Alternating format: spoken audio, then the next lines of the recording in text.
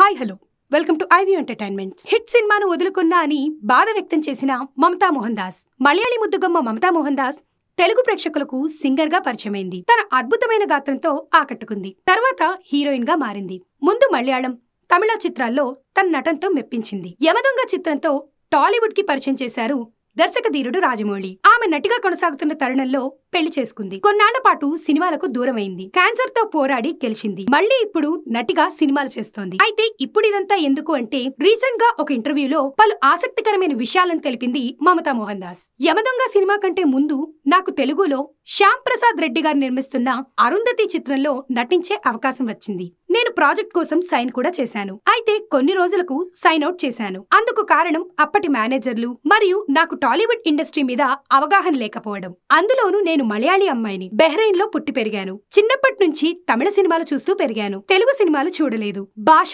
తెలీదు. అందుకే తొలి అవకాశంగా అరుంధతిలో టైటిల్ రోల్ వచ్చినప్పుడు తెలుగు సినిమాల గురించి తెలియక మేనేజర్ చెప్పిన మాటలు విని వెనుకడుగేశాను. బహుశా అది నా కెరియర్ లో నేను చేసిన పెద్ద తప్పు కావచ్చు. నేను ప్రాజెక్ట్ నుంచి తప్పుకుంటున్నానని తెలిసాక నిర్మాత శ్యామ్ ప్రసాద్ రెడ్డి గారు చాలా అప్సెట్ అయ్యారు. 2-3 నెలల పాటు అరుంధతి సినిమాలో యాక్ట్ చేయమని అడిగారు. టైటిల్ పాత్రలో నిన్ను మాత్రమే చూస్తున్నానని పదే పదే చెప్పారు. కానీ నేను ఆయన మాటలు పట్టించుకోలేదు. తర్వాత ఏడాదిన్నర తర్వాత రాజమౌళి గారు నాకు ఫోన్ చేశారు. యమదొంగలో ఓ రోల్ ఆఫర్ చేశారు. ఆడిషన్ కి రమ్మన్నారు. అప్పుడు ఆయన అరుంధతి సినిమాను వదులుకోకుండా నువ్వు చేయాల్సింది పెద్ద తప్పు చేశావు అని అన్నారు. అంత పెద్ద డైరెక్టర్ కూడా అలా అనడంతో నా హృదయం పగిలిపోయింది అన్నారు మమతా మోహన్ దాస్.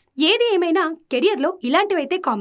ఇక ప్రస్తుతం ఈమె క్యాన్సర్ నుండి కోలుకుని కెరియర్ ను రీస్టార్ట్ చేసే పనిలో ఉన్నారు. ఇటువంటి మరెన్నో అప్డేట్స్ కోసం please like, share, comment and subscribe to iView entertainments.